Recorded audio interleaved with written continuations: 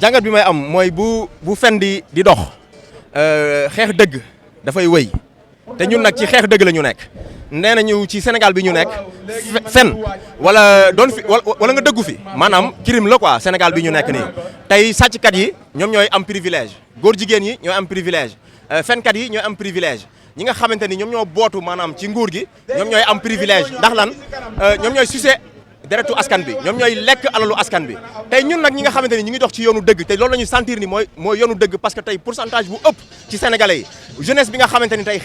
beddi woon nañu jeunesse bi nga xamante ni yoon bàyyi woon nañu tey seen yoon nekkatul woon ci politique ñëwaat tey pour xeex seen àq ak yelleef ci xeex dëgg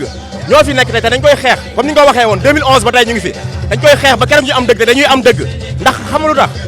Sénégal bi ñu toll nii benn minorité bu ndaw ñu dénk leen suñu alal yow sa impôt la sama impôt la impôt ak keneen ku fi nekk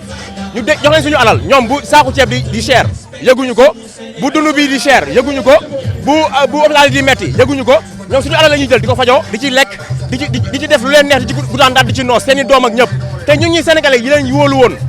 dénk leen ne leen liggéeyal leen ñu defuñu ko tey nag lu ñuy xeex mooy dëgg tey ñun amuñu jotu nekk fii di caaxaan wala yooyu noonu ñun lenn rek moo ñu ñor mooy xeex li nga xamante ni ku ñuy liggéeyal bu ñu la joxee bu ñu la dénkee muy alal bi nga xamante ni alalu mbooloo la ak yelleef mooy liberté d'expression ak lépp muy démocratie bi ñu nekk ci réew mi loolu dañ ko xeex ilaa yow mi diin te dañuy am ndam ñoom ci ñoom démb dégg naa benn député bu sant Ngom la xaw ma lan la nee na moom daan jël alal di ko jox xaw ma Mimi Touré kooku war woon fanaan démb këram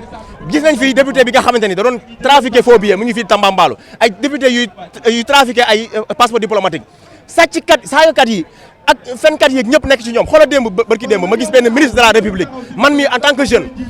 dama ruus si sama Sénégal bi ñu nekk un ministre de la république toog naan OFNAC ak couleur Pastef ñoo nuroo léegi mag ñi sax ñooy fen ndaw ñi di leen delloosi ci réew moom la ñu nekk fu mu toll nii leen nag ñoru leen lu dul troisième mandat ak bëgg nguur ak bëgg di tooyal seeni ceeb te ñun nag dinañ ko xeex wax dëgg yàlla ñun dara ñoruñu je rends hommage à Baye Mbaye MC tey li mu yoroon audio yi mu yoroon nii seede yi mu yoroon bu ko neexoon jaay ngorom bu ko neexoon chantage nguur gi ne leen jox leen ma alal ma jox leen lii ma yor nii mais defu ko dafa sàmm ngorom tey ñun ñii di jeune man sama 1000 francs bi ma yor mu leew ma moo ma gënal 1 milliard bi ñuy sàcc di ko lekk ci seen biir ndax tooke la te bés dina ñëw dañ koy fay wallahi azim mais nag may woo sénégalais yëpp ne nañu jëlaat seen responsabilité xam ne tey lii ñuy xeex nii ci jaamu yàlla la bokk ndax tey mënuñ toog ñu ñuy noot di ñu dëggaate tey li dal ñu nekk ci prison yi jàpp leen injustement muy Kadim Gueye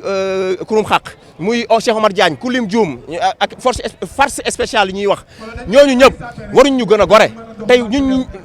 loolu leen dal tey ñun ñëpp mu ngi ñuy yot tey ñun ñëpp suñu numéro ñu ngi ko def sur écoute ñu ngi ñuy menacé ñu ngi ñuy topp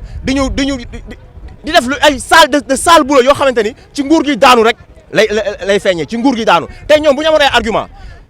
ay argument liggéey li nga xamante ni Sénégal teg nañ seen bët wallahi jaru sax campagne kon su boobaa tey lu ñu toppee Ousmane Sonko toppee ko ay Barthélémy Dias yi nga xamante ni tey suñu ay leader politique lañu du lenn lu dul dëggu parce que tey bu méttee ñoom dañu taxaw ànd ak sénégalais yi ànd ak population bi xeex lañu tey ñoom la ñuy tuumaal ñoom la ñuy tëj ci kaso bi ñoom la ñuy jéem a xeex ndax lan bëgguñu tey dëgg di daw ci Sénégal bii te dëgg nag réew pour mu baax ci dëgg lay sosoo ci dëgg